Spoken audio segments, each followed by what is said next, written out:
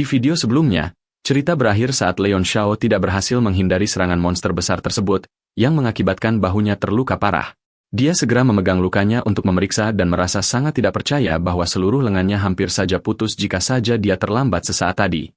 Dengan menggunakan kemampuan luar biasa dari tubuh emas abadi, Leon Shao menyatukan kembali bagian lengannya yang teriris. Namun setelah itu, tubuhnya langsung ambruk karena kehabisan energi dan kekuatan yang sangat besar. Selain itu, kekuatan mentalnya juga telah terkuras habis karena penggunaan teknik rembulan sebelumnya. Meskipun dia sudah tidak berdaya baik secara fisik maupun spiritual, monster besar itu tetap tidak berhenti menyerang. Satu-satunya cara yang bisa dia pikirkan adalah menggunakan kartu as terakhirnya. Meski terasa berat, dia mengangkat tangannya untuk memanggil monumen Dewa Dunia, berencana menggunakannya sebagai tameng walaupun dia tahu artefak tersebut akan rusak parah. Sesuai dugaan, monster itu tidak berhenti dan langsung menerjang lurus ke arah monumen Dewa Dunia, sementara Leon segera masuk ke dalam untuk bersembunyi sementara. Setelah berada di dalam, sang protagonis segera mengaktifkan kekuatan monumen Dewa Dunia untuk memulihkan energinya dengan cepat guna mempercepat penyembuhan lukanya.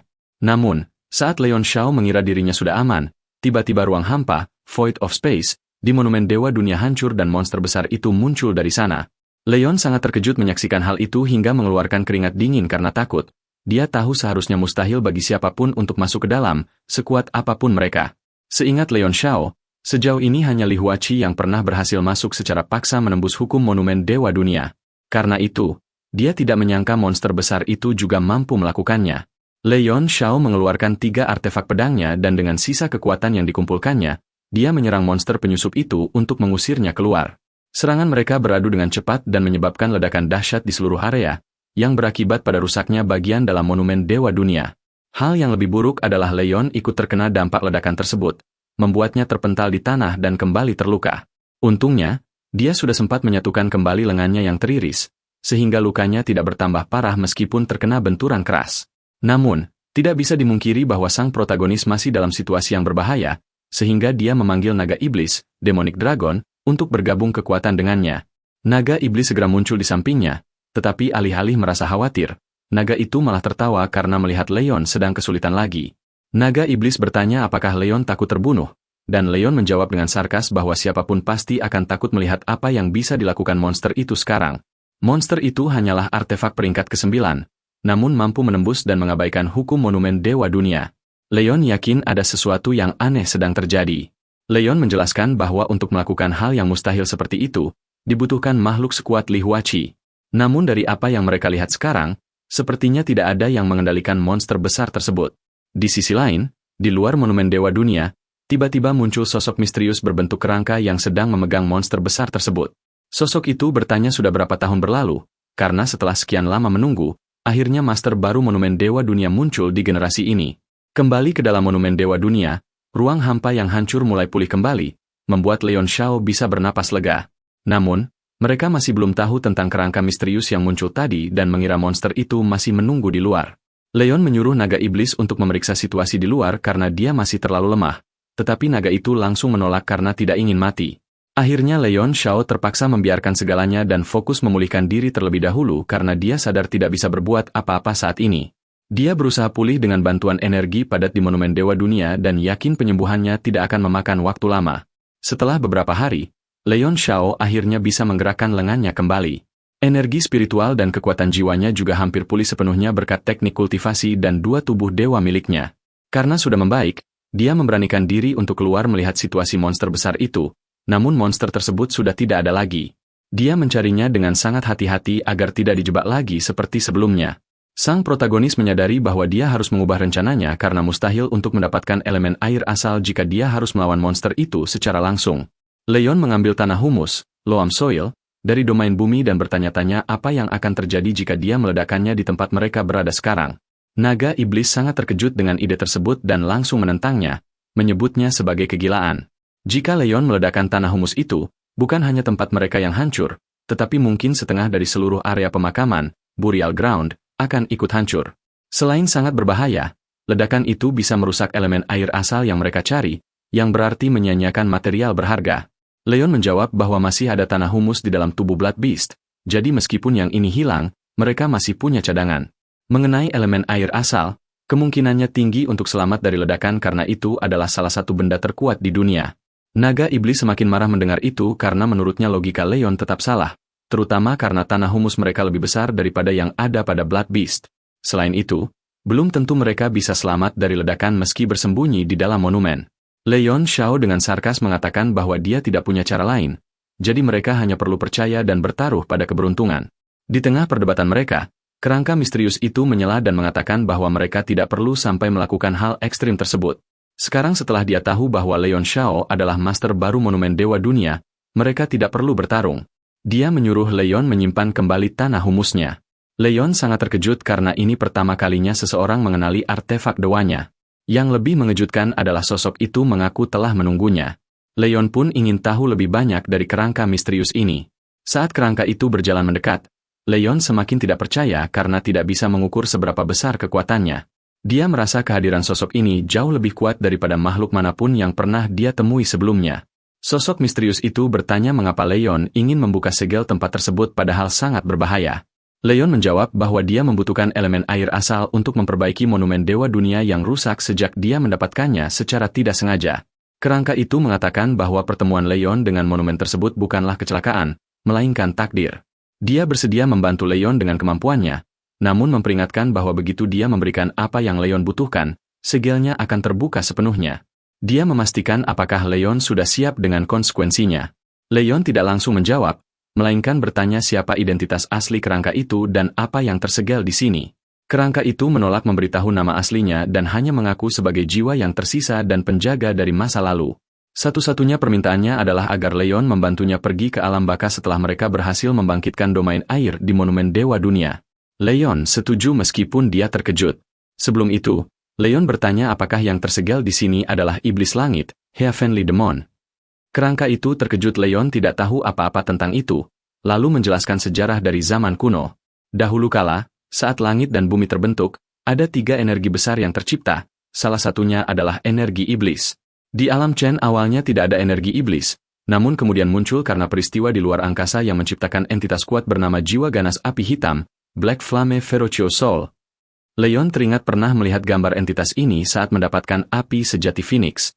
Namun, kerangka itu menjelaskan bahwa iblis langit jauh lebih kuat daripada jiwa ganas api hitam. Dibutuhkan seluruh ahli di alam Chen untuk melawannya, dan karena tidak bisa dibunuh, iblis langit dipotong menjadi beberapa bagian dan disegel di berbagai tempat. Saat ditanya apakah ada segel yang sudah terbuka, Leon memberitahu bahwa 2 iblis langit telah terlihat di Gunung Miru dan langit bintang luar, meskipun bentuknya sangat mirip sehingga sulit dibedakan mana yang asli. Sambil menjawab, Leon menyadari betapa kuatnya kerangka di hadapannya karena dia tidak terlihat takut sama sekali pada jiwa ganas api hitam. Leon menduga sosok ini setidaknya adalah ahli ranah dewa, Divine Realm Expert, saat masih hidup. Kerangka itu kemudian menyebutkan bahwa nama asli iblis langit tersebut adalah Di. Leon teringat pada Digia dan menduga dialah iblis langit yang dimaksud, namun ragu karena kekuatannya terasa lemah. Kerangka itu menjelaskan bahwa iblis langit tersebut lemah karena baru 1 bagian saja dan telah lama tersegel, namun suatu hari dia akan kembali ke kekuatan aslinya. Kerangka itu kemudian beralih ke misi yang diberikan oleh master terdahulu, bahwa saat dia melihat monumen Dewa Dunia lagi, itulah waktunya dia meninggalkan dunia ini dan menyerahkan kolam transformasi naga, Dragon Transformation Pool, yang dia jaga. Leon tersadar bahwa segala sesuatu yang terjadi seolah-olah memang sudah direncanakan untuknya. Kerangka itu mengonfirmasi bahwa area pemakaman tersebut sebenarnya adalah kolam transformasi naga, dan hanya artefak dewa yang mampu menyegel tubuh iblis langit. Karena tempat itu penuh dengan energi dari naga sejati zaman kuno, segel itu menjadi sangat kuat. Kerangka itu ternyata adalah inti dari formasi pertahanan terakhir kolam tersebut, dan benda yang dia pegang adalah elemen air asal yang dicari Leon, yang terbentuk dari air mata naga sejati. Kerangka itu kemudian masuk ke dalam monumen Dewa Dunia untuk menyelesaikan misi terakhirnya. Leon menyadari bahwa dia belum sepenuhnya mengendalikan monumen tersebut karena kerangka itu bisa masuk sesukanya.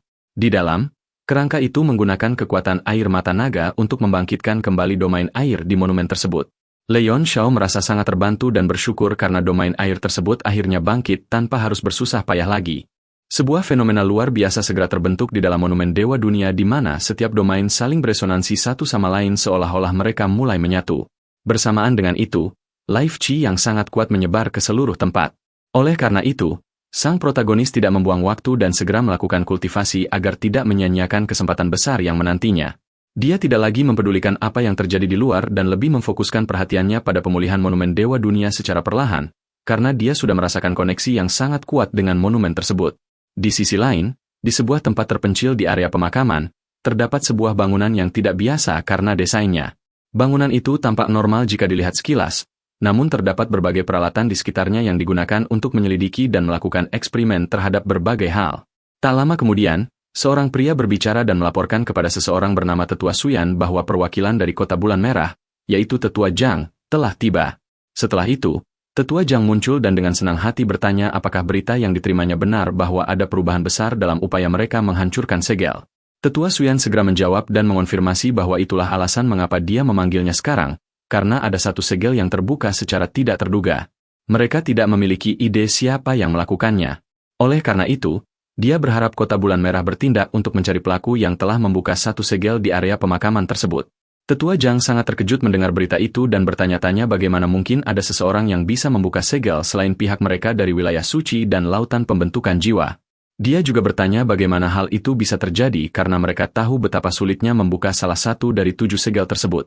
Bahkan penguasa kota mereka di Kota Bulan Merah pun tidak mampu membukanya secara paksa, sehingga sangat mengherankan jika ada yang bisa melakukannya dalam kurun waktu 100 tahun operasi mereka. Tetua Suyan mengatakan bahwa itulah yang juga menjadi pertanyaan mereka, karena mereka pun tidak percaya ada seseorang yang bisa membuka segel tanpa sepengetahuan mereka sama sekali. Hal yang lebih mengejutkan adalah segel terbesar dari ketujuh segel itulah yang terbuka, yang menyebabkan fluktuasi sangat kuat yang baru pertama kali mereka alami. Kekuatannya tidak bisa dibandingkan bahkan jika keempat segel yang telah mereka buka selama 100 tahun digabungkan. Oleh karena itu, sangat penting bagi mereka untuk menemukan pelakunya. Tetua Zhang semakin terperangah dengan perkataan Tetua Suyan karena jika situasinya demikian, berarti hanya tersisa 2 segel dari 7 segel yang ada. Dan jika segel terakhir berhasil dibuka, mereka akhirnya akan melihat hasil dari jerih payah mereka selama 100 tahun ini, karena mereka bisa memaksa segel yang tersisa. Tetua Suyan setuju dan menjelaskan bahwa segel lainnya yang sedang dikerjakan oleh tim lautan pembentukan jiwa juga akan segera terbuka, jadi hanya tinggal menunggu beberapa hari lagi. Meski begitu, dalam beberapa hari tersisa ini, dia ingin menemukan orang yang membuka segel terbesar untuk diinterogasi. Dia berharap Tetua Zhang memberikan perhatian penuh pada masalah ini. Tanpa ragu, Tetua Zhang menjawab setuju dan berjanji akan menemukannya apapun yang terjadi. Setelah itu, Tetua Zhang tiba-tiba bertanya apakah benar-benar ada rahasia di tempat ini untuk mencapai ranah dewa atau ranah 10 arah. Tetua Suyan menjawab dengan tenang bahwa tidak ada yang bisa memastikan hal itu karena mereka semua telah tertinggal oleh sejarah. Namun, dia yakin ada rahasia besar yang menanti di tempat ini karena 7 segel yang mereka buka dengan susah payah selama 100 tahun pasti dipasang untuk menyembunyikan sesuatu yang sangat penting. Untuk saat ini, lebih baik mereka fokus pada tugas masing-masing. Sambil menunggu kabar baik, Tetua Zhang diminta menangani pencarian pelakunya. Tetua Suyan juga menegaskan bahwa mereka harus mendapatkan pusaka naga, yang merupakan inti dari formasi terbesar, karena tidak baik jika benda sekuat itu jatuh ke tangan makhluk atau kekuatan yang tidak mereka kenal. Tetua Zhang kembali berjanji akan melakukan segalanya untuk menemukan pelaku tersebut dan meminta Tetua Suyan untuk mengandalkannya. Setelah itu, Tetua Zhang pergi sementara anggota wilayah suci tetap di tempat untuk mendiskusikan langkah selanjutnya. Tetua Suyan menjelaskan kepada rekannya bahwa mereka juga harus bertindak sambil menunggu, dan yang terpenting adalah mengirim pesan ke wilayah suci agar mengirimkan ahli peringkat tinggi setingkat Marshal Saffron Realm. Hal ini karena pasti akan terjadi kekacauan besar saat segel ke-6 terbuka, dan mereka akan membutuhkan kekuatan para ahli tersebut untuk membuka segel terakhir secara paksa. Waktu berlalu dengan cepat, dan setelah setengah jam, Tetua Suyan pergi ke distrik barat daya di area pemakaman untuk melihat kemajuan tim lautan pembentukan jiwa.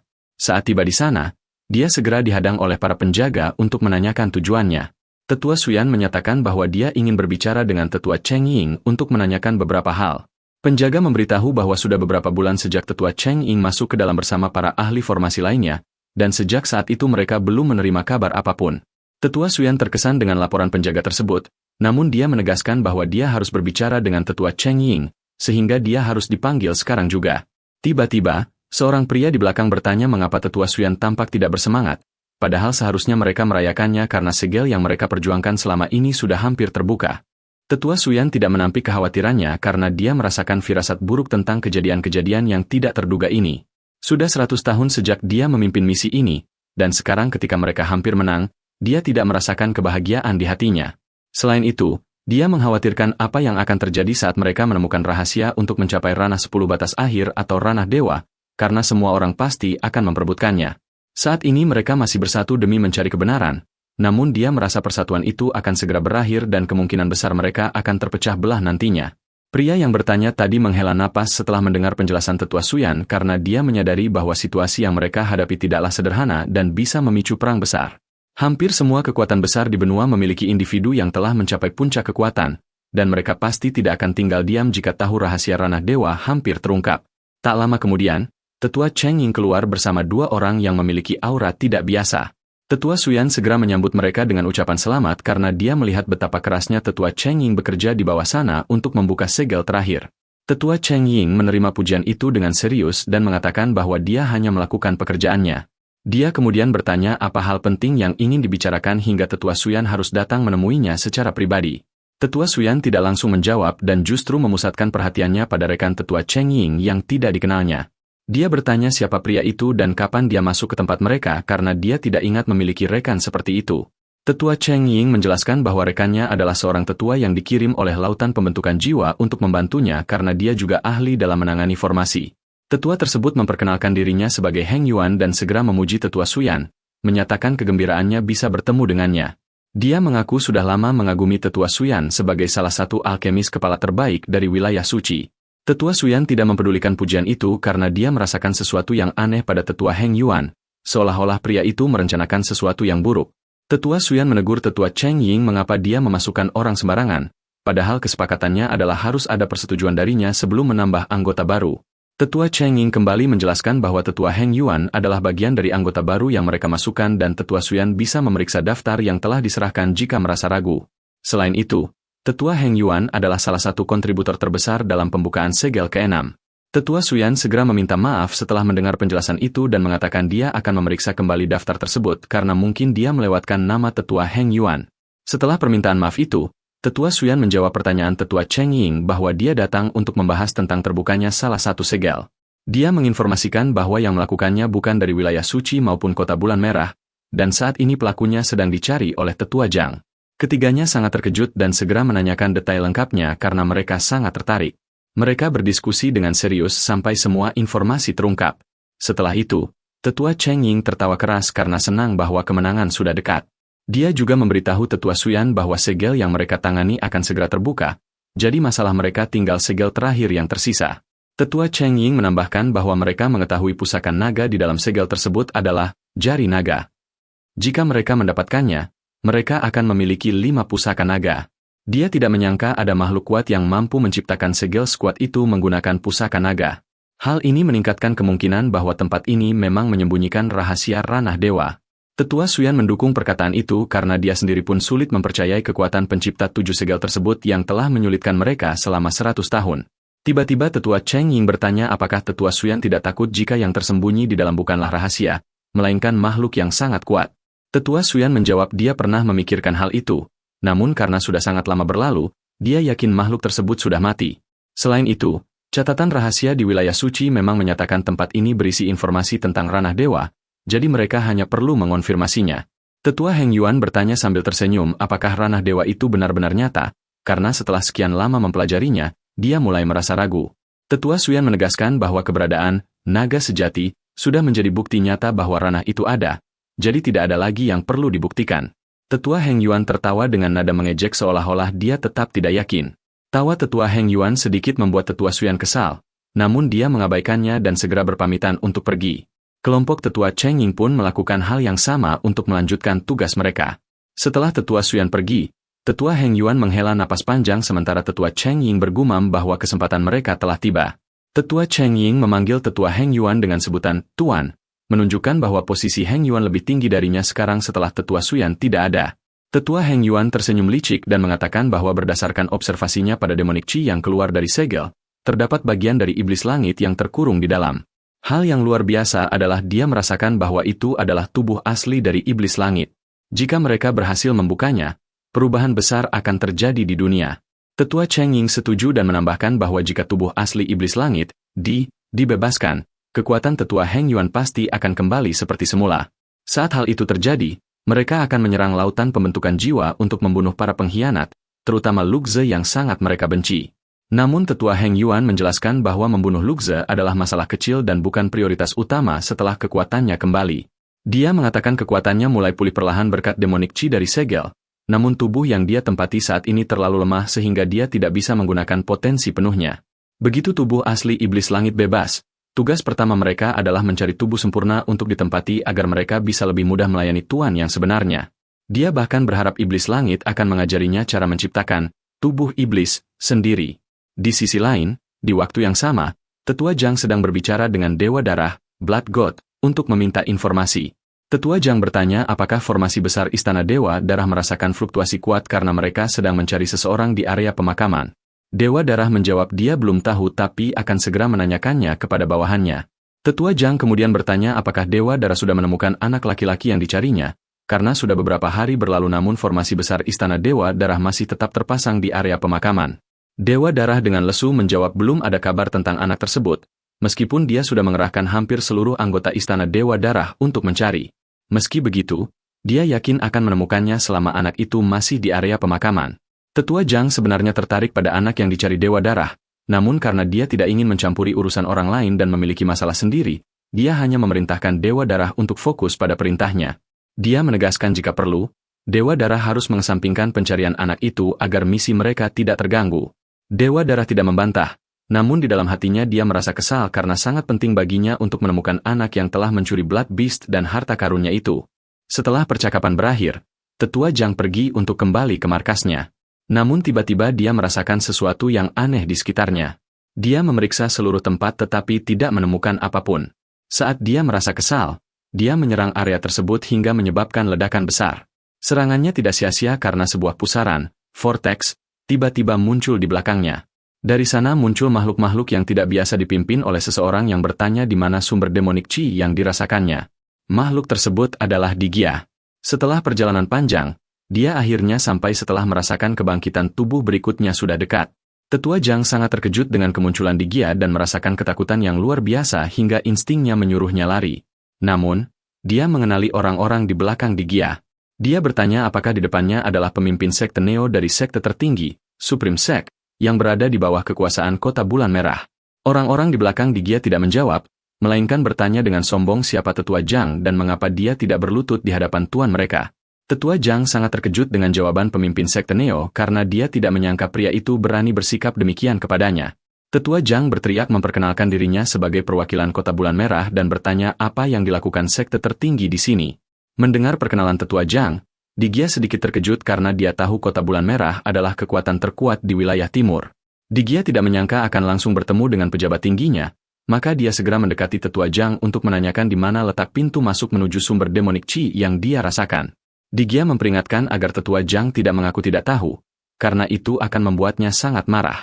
Tetua Zhang merasa terancam oleh perilaku makhluk-makhluk di depannya, yang menurutnya sangat tidak wajar apalagi setelah dia memperkenalkan statusnya. Hingga akhirnya Penatua Zhang lah yang ketakutan dan mundur dari posisinya. Tiba-tiba salah satu rekan Digia berbicara dan menertawakan Kota Bulan Merah, menyebutnya hanyalah bawahan dari wilayah suci mereka. Dia menambahkan bahwa meskipun Kota Bulan Merah termasuk dalam 7 kekuatan utama di benua tersebut, mereka tetap harus tunduk pada wilayah suci. Dia memerintahkan Penatua Zhang untuk menjawab pertanyaan tuannya. Penatua Zhang terkejut mendengar perkataan pria itu karena dia tidak menyangka bahwa mereka berasal dari wilayah suci. Dia ingat berita baru-baru ini tentang hilangnya beberapa penegak hukum wilayah suci di wilayah timur, dan dia curiga bahwa orang-orang ini adalah mereka. Dengan gugup, Penatua Zhang bertanya siapa sebenarnya Digia dan mengapa dia bersama para penegak hukum yang hilang serta beberapa pemimpin sekte kecil dari wilayah timur. Dia juga menyadari bahwa rekan-rekan Digia tidak dalam keadaan sadar, seolah-olah mereka berada di bawah mantra jahat yang mengendalikan pikiran. Dengan sarkastik, Digia memperkenalkan dirinya dan mengatakan bahwa orang-orang itu sekarang adalah pelayannya, jadi wajar jika mereka mematuhinya. Digia mengklaim mereka mengikutinya dengan sepenuh hati, dan sebagai buktinya, dia menyuruh Penatua Zhang melihat apa yang akan dia lakukan. Digia mengangkat jarinya dan memerintahkan mereka untuk menyerang secara bersamaan. Orang-orang itu pun patuh tanpa ragu. Mereka menyerbu Penatua Zhang satu persatu. Meskipun kultivasi mereka tidak terlalu kuat, mereka tidak peduli selama mereka bisa melancarkan serangan. Penatua Zhang terlihat kesulitan bertahan karena banyaknya lawan yang menyerang dari berbagai arah. Yang lebih buruk, lawan-lawannya tampak tidak merasakan sakit. Mereka terus kembali menyerang meskipun telah menderita luka-luka. Pertempuran terus berlanjut antara Penatua Zhang dan orang-orang gila itu. Seiring berjalannya waktu, keunggulan Zhang perlahan menghilang karena serangan lawan mulai mengenainya satu persatu. Penatua Zhang menyadari bahwa dia tidak punya pilihan selain membunuh mereka semua, karena jika dibiarkan hidup, mereka akan terus kembali menyerang. Sesuai rencana, Penatua Zhang mengeluarkan artefaknya dan menghabisi sebagian besar lawan dalam satu serangan. Namun, masih ada 2 orang yang tersisa. Dia melemparkan artefaknya ke arah mereka. Serangan itu mengenai sasaran dengan cepat, tetapi tidak menghentikan lawan karena mereka mengabaikan luka tersebut dan terus menerjang untuk menyerang. Pada titik itu, Penatua Zhang terpaksa menggunakan salah satu kartu asnya. Dengan satu lambaian tangan, dia mengaktifkan kemampuan rahasia artefaknya yang akhirnya menjatuhkan 2 orang yang tersisa. Setelah itu, Penatua Zhang jatuh terduduk di tanah sambil berpikir akan menangkap keduanya sebagai bukti bahwa dia telah menghabisi para penegak hukum yang hilang di wilayah timur untuk dilaporkan ke wilayah suci. Namun, secara tidak terduga, kedua orang itu tiba-tiba tertawa dan berusaha bangkit menggunakan sisa kekuatan mereka. Penatua Zhang sangat terkejut melihat apa yang mereka lakukan, karena dia tahu tubuh mereka akan hancur jika mereka memaksa melepaskan diri dari artefaknya. Benar saja, tubuh keduanya mulai terputus, namun itu tidak menghentikan mereka. Mereka melompat ke arah Zhang seperti monster. Penatua Zhang sangat ketakutan, meskipun masih memiliki kekuatan untuk melawan, dia hanya bisa berteriak saat melihat mereka menerjang ke arahnya. Tiba-tiba Digia bertepuk tangan di tengah kejadian mengerikan itu. 2 tangan besar muncul dan menghentikan kedua pelayannya sebelum mereka sempat menyerang Penatua Zhang. Digia mengatakan bahwa dia membutuhkan tubuh Penatua Zhang tetap utuh karena Zhang adalah pelayan paling efektif yang bisa dia manfaatkan saat ini. Digia menambahkan bahwa berdasarkan kekuatan yang ditunjukkan, Penatua Zhang berada di tingkat Marshal Saffron Realm bintang 4, yang sangat cocok baginya selagi kekuatannya belum pulih sepenuhnya. Setelah berbicara, Digia mengangkat kedua pelayannya yang tadi dan memberikan mereka ke mulut monster aura iblis di belakangnya seolah ingin memberi makan monster tersebut. Orang-orang itu tidak takut. Bahkan salah satu dari mereka bersorak bahwa misinya akhirnya selesai. Namun, ekspresi ketakutan yang luar biasa di wajahnya menunjukkan bahwa tubuh aslinya sebenarnya tidak menginginkan hal ini terjadi. Dia tidak berdaya karena tidak bisa lagi mengendalikan dirinya sendiri. Akhirnya, Digia menjatuhkan tubuh mereka ke dalam mulut monster aura iblis, membuat Penatua Zhang hampir mual saat menyaksikannya. Di sisi lain, Digia sangat menikmati momen itu seolah-olah apa yang dia lakukan adalah hal normal. Tak lama kemudian, Digia selesai dengan tindakannya dan mengatakan bahwa sebagian kecil kekuatannya telah pulih meskipun dia hanya memakan makhluk yang lemah. Dia menambahkan bahwa sepertinya dia masih harus memakan banyak ahli tingkat Marshal Saffron. Digia menyadari bahwa dia harus lebih giat mencari pelayan yang berkualitas. Penatua Zhang semakin ketakutan mendengar perkataan Digia, karena dia menyadari bahwa dia dibiarkan hidup hanya untuk menjadi nutrisi ketika dia sudah tidak berguna lagi. Digia kembali berbicara untuk menenangkan Penatua Zhang yang ketakutan, mengatakan bahwa itu adalah tugas alami bagi mereka yang menjadi pelayannya. Digia kemudian memerintahkan Zhang untuk mendekat, tetapi Zhang segera berlari menjauh. Digia terpaksa menggunakan kekuatannya untuk mengejar. Sambil berlari, Penatua Zhang berpikir bahwa dia tidak boleh tertangkap karena nasib yang menantinya akan lebih buruk daripada kematian. Zhang memegang salah satu kartu as terakhirnya untuk memastikan dia bisa melarikan diri apapun yang terjadi. Digia sedikit terkejut merasakan energi misterius yang tiba-tiba aktif di tubuh Penatua Zhang, dan dia menyadari itu adalah jimat pelarian, membuatnya berteriak kesal. Akhirnya, Penatua Zhang berhasil melarikan diri berkat jimat tersebut. Sambil menatap kepergiannya, Digia bergumam bahwa kekuatannya memang masih terlalu lemah karena makhluk selemah itu pun masih bisa melarikan diri darinya. Namun, dia tidak terlalu khawatir karena dia telah memberi tanda pada Penatua Zhang, sehingga dia pasti akan bisa melacak kemanapun Zhang pergi. Ada kemungkinan Zhang justru akan menuntunnya langsung ke tubuh aslinya, karena Digia merasa Zhang tahu banyak hal, terutama karena dia memperkenalkan diri sebagai perwakilan kota bulan merah. Adegan berpindah ke 2 orang tua, Old Yu dan Old Weo, yang ditinggalkan oleh sang protagonis. Mereka terlihat sedang berdebat sambil menunggu di luar lorong. Mereka saling menyalahkan karena tidak mendapatkan apa-apa setelah mengikuti Leon, bahkan mereka kehilangan artefak peringkat ke-8 mereka. Di tengah perdebatan, Old Yu tiba-tiba merasakan ada makhluk yang mendekat dan menyuruh Old Weo bersiap. Old Weo juga merasakan kehadirannya, tetapi merasa bahwa makhluk tersebut menderita luka parah karena auranya sangat lemah. Beberapa saat kemudian, makhluk yang mereka rasakan itu jatuh dengan cepat di dekat mereka, menyebabkan debu tebal berterbangan. Di dalam debu tersebut, terlihat Penatua Zhang yang melemah sambil bertanya-tanya di mana dia berada, karena dia tidak mengenali tempat itu meskipun sudah lama berada di area pemakaman. Dia kemudian menyadari keberadaan 2 orang tua yang sedang berdebat dan bertanya siapa mereka. Sebelum sempat dijawab, kedua orang tua itu bertanya balik kepadanya. Zhang segera memperkenalkan diri sebagai perwakilan dari kota bulan merah. Mendengar hal itu, kedua orang tua tersebut langsung memberikan hormat. Penatua Zhang merasa lega karena akhirnya bertemu dengan orang normal yang mengenali kekuatannya.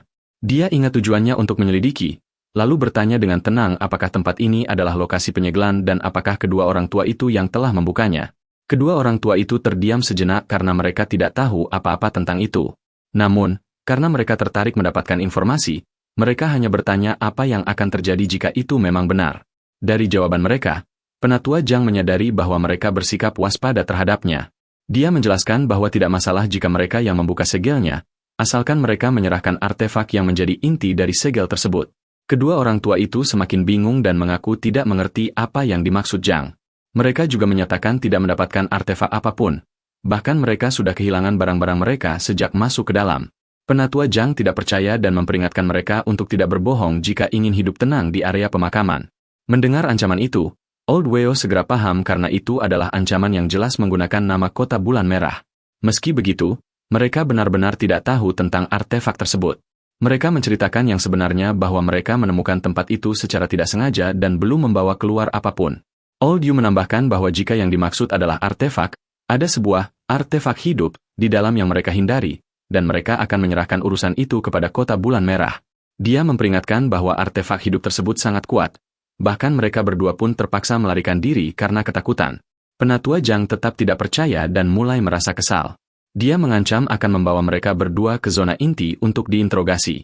Old Yu menertawakan perkataan Zhang karena menurutnya itu tidak adil padahal mereka sudah jujur. Penatua Zhang tetap bersikeras agar mereka menyerahkan artefaknya karena itu adalah milik Kota Bulan Merah. Old Weo kembali beralasan dan menyarankan agar mereka pergi bersama untuk melihat artefak hidup yang mereka maksud karena benda itu masih ada di dalam. Old Yu menambahkan dengan sarkas bahwa ada satu rekan lagi di dalam yang sedang berusaha mengambil artefak hidup tersebut. Jadi Penatua Zhang bisa memeriksa sendiri apakah itu yang dicari Kota Bulan Merah. Penatua Zhang sedikit tenang mendengar penjelasan Old Yu, lalu bertanya dengan nada lebih tenang siapa rekan yang dimaksud dan seberapa kuat dia. Old Weo menjawab dengan serius bahwa tingkat kultivasi orang itu tidak terlalu tinggi. Terakhir kali mereka melihatnya, dia hanya berada di tingkat ahli Marshal Supreme Realm Bintang 1.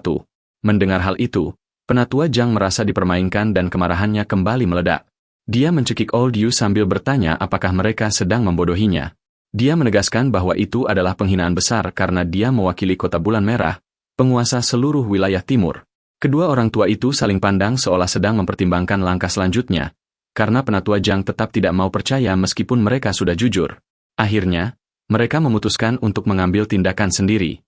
Mereka menepis tangan Penatua Zhang dan bertanya dengan nada mengejek apakah Zhang sudah gila karena berani mengancam mereka. Mereka mengingatkan bahwa mereka berada di tingkat yang sama, namun mereka dalam kondisi bugar sementara Zhang terluka parah. Karena kondisi itu, Zhang tidak akan bisa melawan. Penatua Zhang segera menyadari kesalahannya dan mencoba menghentikan rencana mereka dengan menegaskan statusnya sebagai anggota resmi Kota Bulan Merah yang tidak boleh disentuh. Namun, ketegangan justru memuncak dan kedua orang tua itu menyerang Zhang secara bersamaan dengan seluruh kekuatan mereka. Old Yu mengatakan agar Zhang tidak menyalahkan mereka karena mereka terpaksa melakukan ini setelah Zhang berkali-kali tidak mempercayai mereka. Penatua Zhang terlempar jauh sambil memuntahkan darah. Melihat kondisinya, kedua orang tua itu berniat untuk menghabisinya agar bisa segera melenyapkan bukti. Mereka tahu akan sulit jika ada yang melihat mereka, karena mereka tidak akan bisa keluar hidup-hidup dari area pemakaman jika Kota Bulan Merah memburu mereka. Namun secara tak terduga, Digia tiba-tiba muncul di lokasi dan langsung menghampiri Penatua Zhang yang sekarat. Dia mengatakan bahwa Zhang telah melakukan kesalahan dengan melarikan diri darinya. Menurutnya, Zhang tidak perlu menderita seperti ini jika tadi setuju menjadi pelayannya. Setelah itu, Digia berbicara kepada kedua orang tua tersebut untuk berterima kasih karena telah memudahkan penangkapan calon pelayannya. Kedua orang tua itu segera menyadari bahwa Digia adalah pelaku di balik luka-luka Penatua Zhang sebelumnya, dan mereka merasa bahwa lawan di depan mereka bukanlah lawan yang sembarangan. Digia kembali berbicara dan membujuk kedua orang tua itu untuk juga menjadi pelayannya, karena kekuatan mereka dianggap cukup layak seperti Penatua Zhang. Old Weo sangat marah mendengar tawaran itu. Dia berteriak bertanya apakah Digia sudah gila, karena mereka adalah ahli tingkat Marshal Saffron Realm Bintang 4 yang tidak bisa dijadikan pelayan begitu saja. Old Yu memerintahkan Digia untuk memperkenalkan diri, karena jika tidak, mereka akan menghabisinya tanpa ampun seperti yang mereka lakukan pada Penatua Zhang. Digia dengan tenang mengabaikan ancaman Old Yu. Dia justru fokus mengurus Penatua Zhang untuk menjadikannya pelayan selagi Zhang masih memiliki sisa napas. Dia juga mengatakan bahwa dia bisa merasakan niat membunuh dari kedua orang tua itu yang sedang menunggu saat dia lengah. Old Yu terkejut karena rencana mereka ternyata sudah diketahui. Meski begitu, dia tetap menyatakan bahwa mereka tidak akan membiarkan Digia hidup.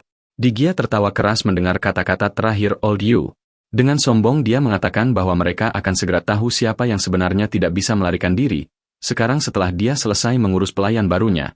Begitu Digia selesai berbicara, mata di wajah Penatua Zhang tiba-tiba bercahaya. Jelas terlihat bahwa dia bukan lagi orang yang sama karena kini dia telah menjadi bagian dari kaum iblis. Menggunakan artefaknya sendiri, Penatua Zhang menyerang kedua orang tua itu. Dia tampak sangat menikmati apa yang dilakukannya, seolah-olah dia telah menjadi gila karena kekuatan barunya tersebut. Hal pertama yang ia lakukan adalah menyerang dua orang tua dengan penuh semangat untuk membalas dendam. Kedua tetua itu segera bekerja sama untuk menahan serangan tersebut. Namun, saat senjata mereka beradu, mereka merasakan perubahan besar pada kekuatan Penatua Zhang. Pak Tua Yu bertanya-tanya apa yang terjadi karena Penatua Zhang tidak hanya kembali dari ambang kematian, tapi bahkan menjadi lebih kuat dari sebelumnya.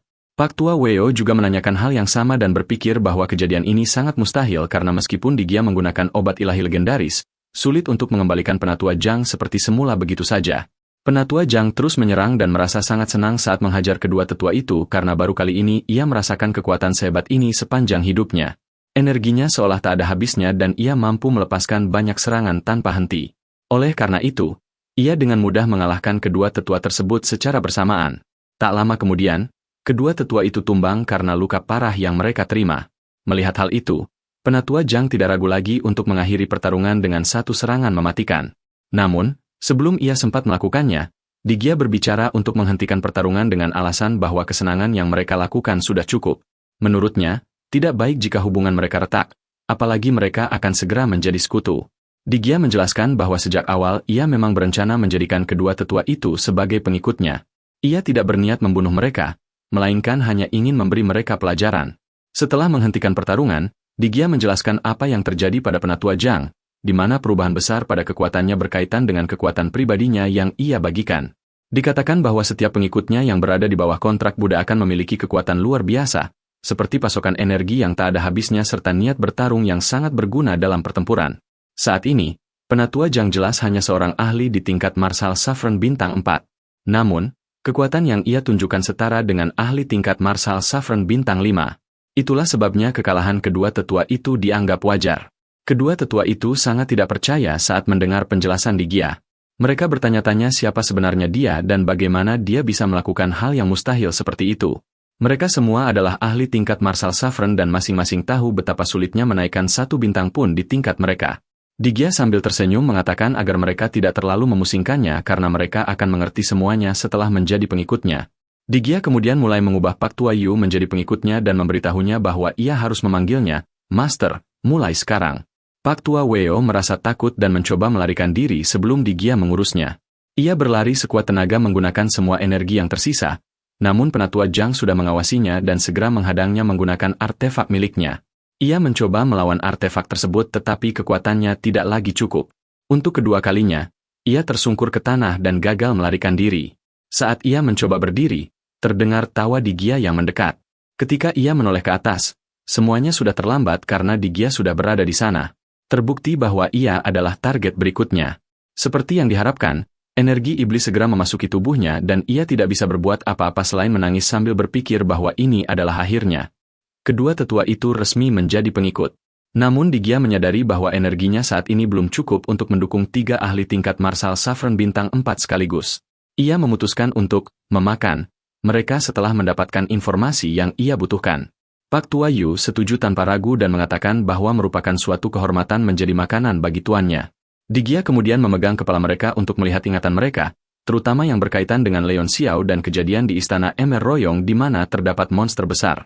Digia menyadari bahwa ia pernah melihat Leon Xiao sebelumnya, yang merupakan salah satu alasan ia bisa bebas dari Gunung Miru. Ia juga teringat akan artefak Leon yang kuat.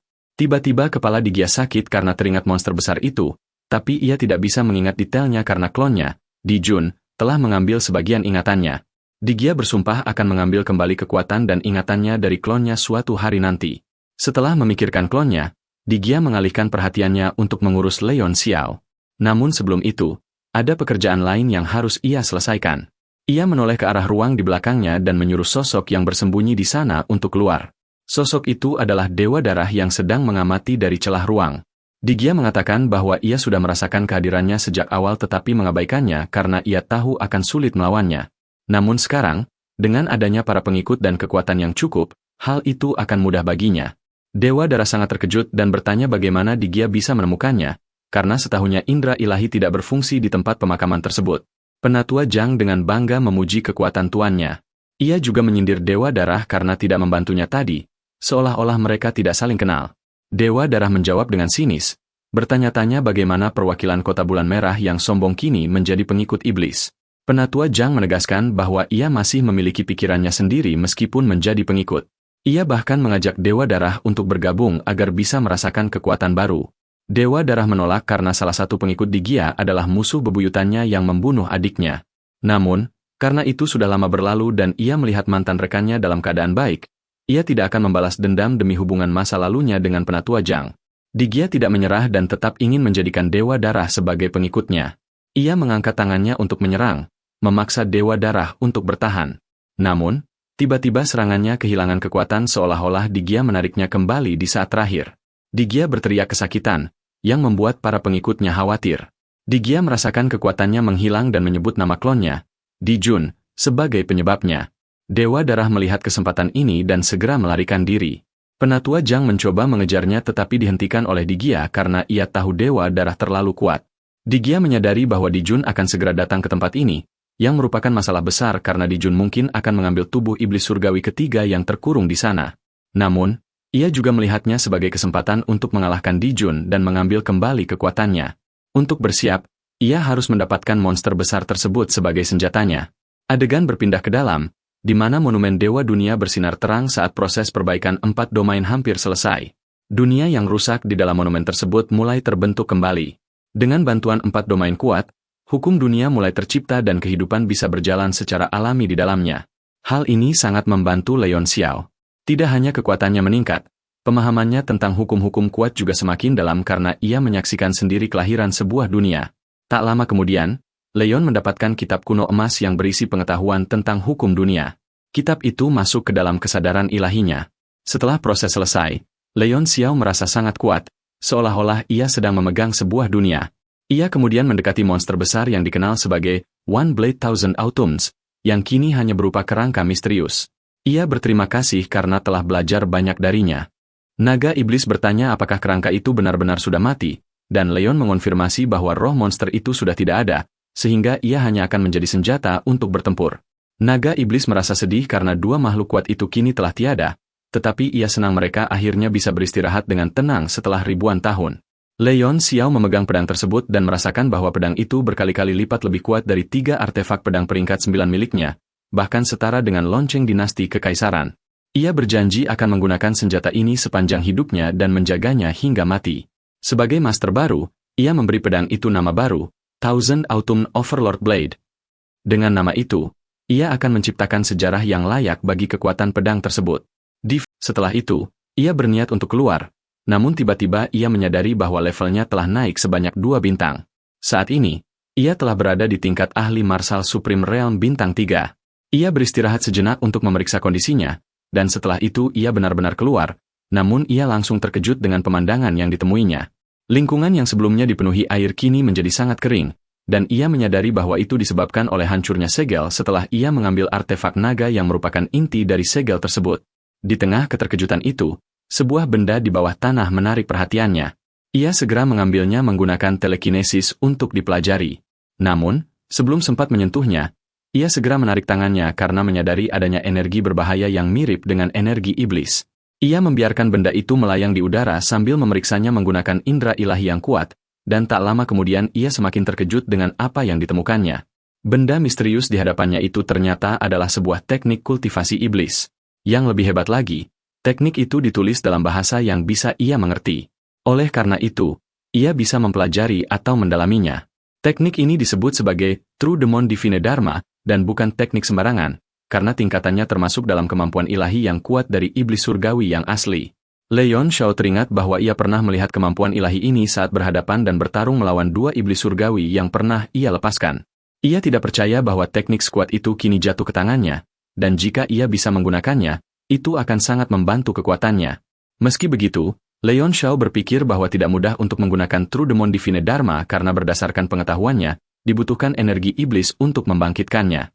Singkat kata, ia harus memiliki energi iblis terlebih dahulu agar bisa menggunakannya.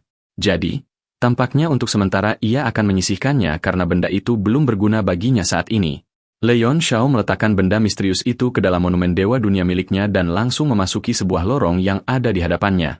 Ia berencana pergi ke tempat yang ditemukan oleh tubuh jiwa cahaya bintangnya, Starlight Soul Body. Tak lama kemudian, ia sampai di tempat di mana tubuh jiwa cahaya bintangnya terbunuh. Di sana, ia dengan cepat merasakan kehadiran dua makhluk, sehingga ia segera mempersiapkan diri. Beberapa saat kemudian, Leon Shao berpapasan dengan dua makhluk yang ia rasakan tadi, dan mereka sangat terkejut melihatnya masih hidup. Salah satu dari mereka bertanya dari mana ia berasal dan bagaimana ia bisa sampai ke tempat ini, padahal mereka menjaga lorong utama menuju tempat rahasia tersebut. Yang lainnya menambahkan pertanyaan apakah Leon Shao menemukan jalan lain, dan jika ya, ia harus memberitahu mereka saat itu juga. Leon Shao tidak menjawab pertanyaan mereka, melainkan hanya menatap dengan amarah karena menyadari bahwa mereka berdualah pelaku yang membunuh tubuh jiwa cahaya bintangnya.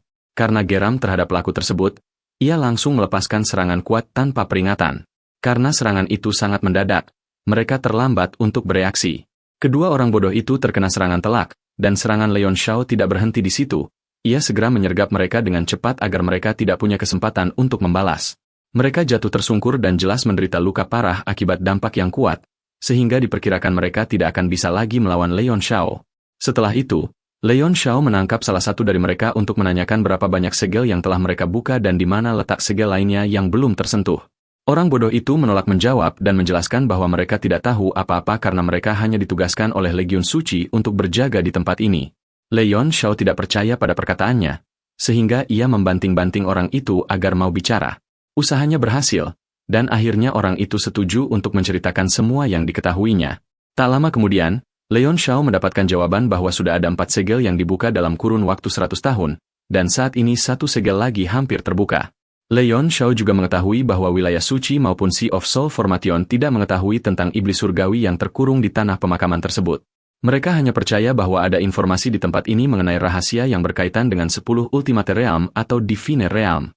Leon Shao merasa sedikit cemas dengan informasi ini dan berpikir bahwa situasinya tidak baik, karena jika digabungkan dengan segel yang ia buka dan segel yang hampir terbuka, maka hanya tersisa 1 segel lagi.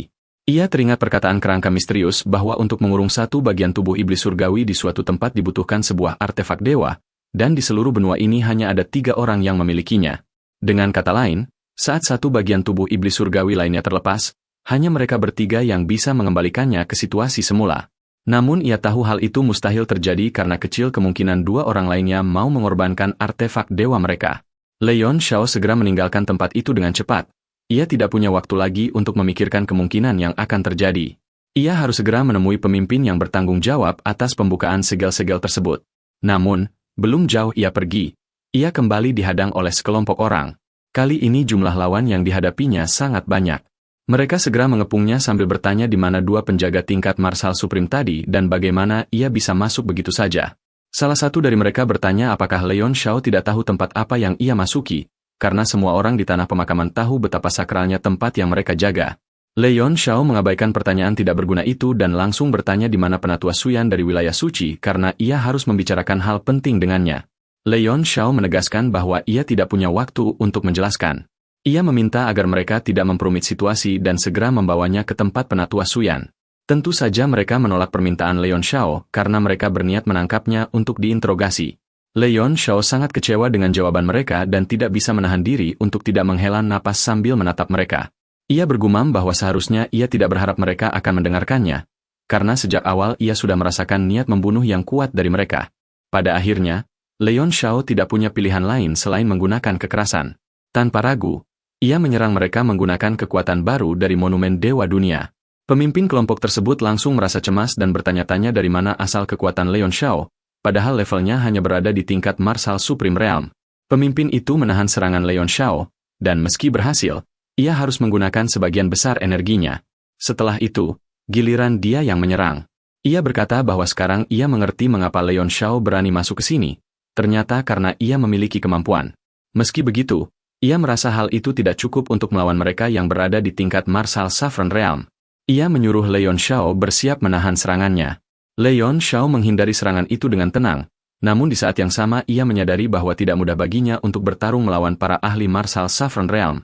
Oleh karena itu, tampaknya ia harus melarikan diri terlebih dahulu. Menggunakan teknik Heavenly Thunder Transformation, Leon Shao meninggalkan mereka dan pergi ke arah yang berlawanan. Namun sebelum ia menjauh, pemimpin musuh sudah bergerak. Terdengar ia sesumbar bahwa mustahil bagi Leon Shao untuk melarikan diri karena mereka memegang kendali atas seluruh tempat tersebut. Sesaat setelah pemimpin itu bicara, sebuah penghalang, barrier, besar langsung mengelilingi seluruh area, membuat Leon Shao terpaksa berhenti. Awalnya Leon Shao mencoba mencari celah untuk keluar, namun akhirnya ia berhenti setelah menyadari bahwa setiap sudut area tersebut benar-benar tertutup. Pemimpin musuh tertawa keras melihat Leon Shao berhenti dan mengulangi bahwa mereka menguasai seluruh tempat ini, sehingga Leon Shao tidak akan bisa masuk atau keluar sembarangan. Bahkan serangga terkecil sekalipun mustahil bisa masuk karena ketatnya mekanisme yang mereka pasang. Ia menyuruh Leon Shao untuk tidak membuang-buang waktu lagi. Mendengar hal itu, Leon Shao bertanya dengan sinis bagaimana ia bisa sampai ke sini jika memang mekanisme mereka sangat hebat. Ia terbukti bisa masuk tanpa diketahui oleh siapapun, sehingga ia bertanya apakah pemimpin itu sedang berbohong padanya. Pemimpin itu tidak menyukai perkataan Leon Shao. Alih-alih berdebat, ia langsung menyerang untuk menangkapnya. Pada saat itu, Leon Shao langsung terpikir untuk mencoba kekuatan Thousand Autumn Overlord Blade, sehingga ia mengeluarkannya dan segera menggunakannya untuk menyerang. Saat ia melakukannya, aura mengerikan dari monster besar langsung muncul dan membuat serangan ahli martial Saffron Realm itu tampak tidak berarti karena perbedaan keberadaan yang sangat besar. Kedua serangan itu beradu, dan dalam sekejap, serangan pemimpin musuh berhasil dipatahkan dengan mudah. Lebih hebat lagi, pemimpin itu menderita sedikit luka setelah serangan tersebut mengenai tangannya. Ia sangat terkejut dan tidak percaya bahwa seseorang di tingkat Martial Saffron Realm sepertinya bisa dikalahkan hanya oleh ahli tingkat Martial Supreme Realm bintang 3. Bahkan rekan-rekannya sesama ahli tingkat Martial Saffron merasa ketakutan. Mereka berbisik bahwa pedang yang digunakan Leon Shao pasti sangat luar biasa karena rasa takut yang ditimbulkannya merasuk hingga ke tubuh mereka. Meski begitu, keterkejutan sang pemimpin segera berganti dengan kegembiraan setelah ia menyadari bahwa ia bisa mendapatkan artefak kuat milik Leon Shao jika ia berhasil mengalahkannya. Ia merasa hanya perlu membunuh Leon Shao bersama rekan-rekannya. Ia yakin jika mereka bekerja sama, Leon Shao tidak akan bisa berbuat apa-apa sekuat apapun artefaknya. Di sisi lain, Leon Shao justru merasa terpojok karena hanya dengan satu serangan tadi, tangannya yang memegang Thousand Autumn Overlord Blade hampir menjadi layu kering. Hal ini dikarenakan kontrolnya atas Thousand Autumn Overlord Blade belum sempurna, sehingga ia kehilangan energi yang sangat besar untuk melepaskan serangan tersebut. Selain itu, ia menyadari bahwa dengan kekuatannya saat ini, ia hanya sanggup mengalahkan satu orang Martial Saffron Realm saja. Sepertinya ia harus memanggil Hawian untuk membantunya. Namun, saat ia hendak memanggil muridnya, ia mendadak terdiam karena merasakan kehadiran yang mengerikan di belakangnya, dan suara orang itu terasa akrab baginya. Sosok yang datang tersebut tidak lain adalah Digia, yang menyapa Leon Shao dengan nada sarkastik karena sudah cukup lama mereka tidak bertemu. Leon Shao perlahan menoleh ke belakang, dan di sana ia merasakan kehadiran yang jauh lebih kuat. Saat melepaskan indera ilahinya, ia merasakan ada 3 orang lagi yang sedang mendekat. Tak lama kemudian, 3 pengikut bodoh Digia tiba, dan pada saat itu suara Digia semakin keras saat ia merasa takjub dengan kecepatan kenaikan kultivasi Leon Shao. Digia menyatakan dengan jelas bahwa ia semakin tertarik untuk mengambil alih tubuh Leon Shao. Tampaknya kali ini ia tidak akan membiarkan Leon Shao melarikan diri lagi seperti sebelumnya. Leon Shao sangat bingung mengenai siapa sebenarnya iblis surgawi di hadapannya ini, karena ia tidak bisa membedakan 2 iblis surgawi yang telah ia lepaskan. Apalagi wajah mereka berdua sangat mirip. Digia menyadari hal itu dan langsung bertanya apakah Leon Shao tidak mengenalinya, padahal ia adalah makhluk yang spesial dan unik dibanding yang lain. Ia menambahkan bahwa mustahil Leon Shao melupakannya begitu cepat karena Leon Shao terlalu hebat untuk melupakan makhluk penting seperti dirinya. Leon Shao tiba-tiba bertanya siapa sebenarnya iblis surgawi yang ada di hadapannya, dan ia mengakui bahwa ia bingung karena sudah melepaskan 2 iblis yang wajahnya sangat identik.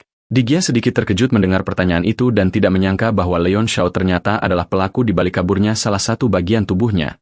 Di sisi lain, saat keduanya sedang berbicara, pemimpin orang-orang bodoh memperhatikan Penatua Zhang. Ia segera mengonfrontasinya dan bertanya mengapa ia datang ke tempat itu bersama makhluk-makhluk yang tidak dikenal. Mereka tahu bahwa tempat ini sakral dan tidak boleh diketahui oleh sembarang orang. Ia mempertanyakan apa yang dipikirkan Penatua Zhang sampai melakukan hal seperti itu. Penatua Zhang menjawab dengan cepat bahwa semuanya baik-baik saja karena mulai sekarang, tuannya, Digia, adalah yang memegang kendali, sehingga mereka hanya perlu mendengarkan perintah. Pemimpin orang-orang bodoh itu sangat terkejut dengan jawaban Penatua Zhang. Namun karena ia tahu tidak bisa mempertanyakannya, ia terpaksa setuju untuk sementara. Digia kembali berbicara dan memuji bagaimana Leon Xiao merawat tubuhnya dengan baik, sehingga ia berniat untuk mengambil alih tubuh tersebut sekarang. Leon Xiao menjawab dengan sarkastik agar Digia tidak usah mengincar tubuhnya, karena ia punya rekomendasi tubuh yang jauh lebih kuat, yaitu A Chang Kong, yang memiliki tubuh terkuat di seluruh benua. Leon Xiao menekankan bahwa A Chang Kong memiliki Immortal Golden Body, yang pasti akan lebih disukai Digia dibandingkan tubuhnya yang lemah. Digia tidak membantah dan mengakui kebenaran ucapan Leon Xiao karena ia telah melihat ingatan para pengikutnya tentang betapa kuatnya A Chang Kong. Meski begitu, dengan kekuatannya saat ini, mustahil baginya untuk mendekati A Chang Kong, sehingga ia tetap memilih tubuh Leon Xiao untuk digunakan sementara waktu. Leon Xiao tidak menanggapi lebih lanjut perkataan Digia, melainkan langsung bertanya apakah benar ada iblis surgawi lain di tempat mereka berada sekarang. Ia juga bertanya apakah Digia berniat melepaskan iblis surgawi lainnya, karena jika benar, ia tidak akan membiarkannya. Pembicaraan mereka membuat pemimpin orang-orang bodoh semakin bingung karena tampaknya mereka mengetahui informasi yang tidak ia ketahui. Digia menjelaskan bahwa ia memiliki niat berbeda terhadap iblis surgawi yang terkurung di sana. Ia berencana untuk memakannya. Dengan cara itu, kekuatan dan ingatannya akan kembali dengan cepat, sehingga tidak ada yang bisa menghentikannya. Tiba-tiba Leon Xiao bertanya berapa banyak lagi iblis surgawi yang terkurung di benua tersebut. Digia mengaku tidak tahu dan menyatakan bahwa ia pun ingin mengetahuinya. Namun sebelum itu, ia membutuhkan tubuh yang bagus untuk ditempati, jadi ia menyuruh Leon Xiao untuk segera memberikan apa yang ia butuhkan. Setelah berbicara, Digia memerintahkan para pengikutnya untuk menyerang Leon Xiao. Penatua Zhang dan dua tetua lainnya segera bergerak mematuhi perintah tersebut. Menyadari situasinya semakin berbahaya, Leon Xiao tidak punya pilihan selain meminta bantuan. Ia melepaskan dua muridnya, Hou Lian dan Mu Shachuan. Dengan bantuan kedua muridnya, 3 pengikut Digia berhasil dipukul mundur dengan cepat. Digia sedikit terkejut saat melihat monumen Dewa Dunia lagi karena ingatannya bereaksi terhadap benda itu. Sekarang ia yakin bahwa itu adalah sebuah artefak ilahi. Meskipun beberapa detailnya masih samar, ia bisa merasakan bahwa benda itulah yang berperan besar dalam mengalahkannya di zaman kuno. Bahkan orang-orang bodoh yang menonton di pinggir segera menyadari bahwa itu adalah artefak ilahi, karena hanya artefak ilahi yang memiliki kemampuan untuk menampung makhluk hidup di dalamnya. Di tengah keterkejutan itu, pemimpin orang-orang bodoh memerintahkan anak buahnya untuk membantu Penatua Zhang dan memastikan salah satu musuh tetap hidup karena mereka membutuhkan informasi. Mu Shachuan merasa cemas melihat masalah baru yang datang. Ia segera membagi tugas dengan Hou Lian. Mu Shachuan akan menghadapi para marsal Saffron tingkat tinggi, sementara Hou Lian akan mengurus sisanya. Meskipun awalnya ragu, Hou Lian akhirnya mengikuti rencana seniornya tersebut. Di bawah, konfrontasi antara Leon Xiao dan Digia terus berlanjut dalam keheningan seolah mereka sedang saling membaca kekuatan masing-masing. Digia akhirnya memecah keheningan dengan bertanya penuh takjub dari mana Leon Xiao mendapatkan 2 ahli marsal Saffron luar biasa yang menghadapi pengikutnya. Salah satu murid Leon memiliki pedang kuat yang sangat berpengaruh pada iblis seperti dirinya, sementara yang lain memiliki tinju luar biasa yang bisa menghancurkan segalanya. Meskipun kultivasi mereka masih rendah, mereka adalah ancaman besar bagi ras iblis. Digia bertanya-tanya mengapa Leon Xiao dikelilingi oleh makhluk-makhluk seperti itu. Leon Xiao tidak menjawab dan justru bertanya apakah mereka berdua akan segera bertarung. Leon menyatakan bahwa karena ia adalah salah satu penyebab terlepasnya para iblis surgawi, maka sudah menjadi kewajibannya untuk membereskannya. Digia tertawa keras karena merasa sekuat apapun Leon, ia tidak akan bisa mengurungnya lagi. Saat ini, Digia merasa jauh lebih kuat dan bisa membunuh Leon kapan saja, namun ia menahannya karena ingin mengambil tubuh Leon secara utuh. Digia mulai menyerang Leon Xiao dengan kemampuan yang tidak biasa. Leon pun segera membalas, menyebabkan ledakan besar yang menggetarkan sekitarnya. Namun, serangan Leon tampaknya tidak berpengaruh banyak pada teknik jahat Digia. Digia memperingatkan bahwa energi iblisnya hanya bisa retak tapi tidak akan pernah hancur. Serangan Leon tidak akan berarti kecuali Leon bisa menandinginya dengan energi yang setara. Leon Xiao segera memahami maksud Digia karena serangannya justru dimakan oleh energi iblis Digia sehingga menjadi lebih kuat. Leon merasa teknik jahat itu semakin erat mencengkeramnya dan energi iblis mulai merasuki tubuhnya. Namun, Leon menyadari sesuatu dan mengaktifkan teknik Bright Moon Divine Body. Teknik ini berhasil melemahkan cengkeraman teknik Digia. Digia terpana melihat Leon masih memiliki kartu A seperti itu. Ia juga menyadari betapa hebatnya Leon dalam menjaga agar energi iblis tidak merasuki pikirannya saat mengaktifkan teknik tersebut. Namun, Digia merasa ia masih selangkah lebih maju. Tiba-tiba teknik Bright Moon Divine Body milik Leon menghilang dan energi iblis melahap salah satu matanya. Digia menjelaskan bahwa saat Leon fokus melindungi tubuhnya, ia mengabaikan matanya, sehingga Digia menyerang di sana. Menurutnya, itu adalah kesalahan fatal karena mata berada dekat dengan otak, sehingga ia bisa segera mengendalikan tubuh Leon. Mendengar hal itu, Leon Shao justru tertawa sambil memegangi matanya. Digia terdiam melihat tingkah aneh Leon dan heran mengapa ia tidak merasa takut. Tak lama kemudian, semuanya menjadi jelas saat Leon menunjukkan matanya yang telah berubah rupa, dan energi iblis di sana langsung lenyap. Leon Shao berkata bahwa Digia salah jika mengira bisa mengalahkannya semudah itu, karena ia selalu siap untuk segala hal. Digia terperanjat melihat bentuk mata Leon yang ternyata adalah salah satu harta karun legendaris naga sejati. Digia baru menyadari bahwa Leon Shao sengaja menjebaknya. Namun ia heran mengapa Leon berani mengambil risiko sebesar itu. Leon menjelaskan bahwa ia masih memegang kendali dan menyuruh Digia berhenti mencoba mengendalikannya. Leon pun menunjukkan bahwa ia bisa bertransformasi menjadi rupa iblis dengan kekuatannya sendiri tanpa kesulitan. Digia semakin terkejut karena menurutnya hanya ras iblis yang berhak menggunakan teknik demonisasi tersebut. Digia bersikeras bahwa dibutuhkan energi iblis untuk melakukan itu, dan menurut pengetahuannya, Leon tidak memilikinya. Leon tertawa dan berkata bahwa ia bisa melakukan banyak hal di luar nalar. Leon Shao merasa beruntung telah melihat teknik iblis yang kuat sebelum bertemu Digia, karena berkat teknik itulah ia bisa melakukan transformasi ini. Hebatnya lagi, teknik itu tidak mempengaruhi kesadarannya sehingga ia tetap waras. Digia merasa jiwanya hampir terguncang mengetahui keanehan teknik Leon yang belum pernah ia temui selama ribuan tahun hidupnya. Ia menyadari Leon sangat berbakat dan harus segera dibunuh. Leon kembali tertawa dan menantang Digia. Kesabaran Digia akhirnya habis. Ia mengaktifkan salah satu kartu asnya, yang membuat para pengikutnya terdiam sebelum akhirnya mereka bertransformasi menjadi makhluk-makhluk mengerikan, termasuk anggota Holy Region yang dipimpin oleh pemimpin bodoh tadi. Hou Lian merasa sangat cemas dan bertanya pada Musha Chuan apa yang harus mereka lakukan. Musha Chuan kembali menyuruh Hou Lian mengurus sisanya sementara ia menghadapi dua lawan terkuat. Pertempuran di udara kembali pecah dan setiap benturan mengguncang sekitarnya. Tiba-tiba Digia menyadari sesuatu yang aneh pada salah satu pengikutnya, Pak Tua Weo, yang ternyata tidak terpengaruh oleh teknik transformasinya karena dilindungi oleh api yang kuat. Namun Digia tidak terlalu peduli, karena menurutnya bagus jika masih ada pengikut yang tersisa seandainya yang lain kalah. Di tengah kekacauan itu, Leon bertanya apakah Digia benar-benar ingin bertarung sampai akhir. Leon memperingatkan bahwa pertarungan mereka akan menarik perhatian para ahli dari Holy Region dan Sea of Soul Formation yang berada di dekat sana.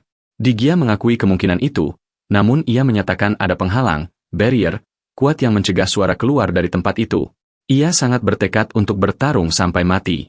Leon Shao tidak menjawab lagi dan bersiap menyerang dengan artefak pedangnya. Kebetulan, Yuan Gauhan baru saja selesai memurnikan dua artefak pedang peringkat 9 lainnya, sehingga Leon bisa menggunakan Heavenly Thunder Tribulation untuk membuat suara ledakan yang sangat keras. Digia menyadari rencana Leon dan bertanya dengan nada mengejek apakah ia serius. Leon menegaskan bahwa ia tidak punya pilihan lain. Dengan dua Heavenly Thunder Tribulation yang kuat, ia yakin para ahli di tanah pemakaman akan datang ke sana. Digia mulai merasa khawatir dan memerintahkan pengikutnya untuk menghalangi Leon, bahkan jika harus mengorbankan nyawa.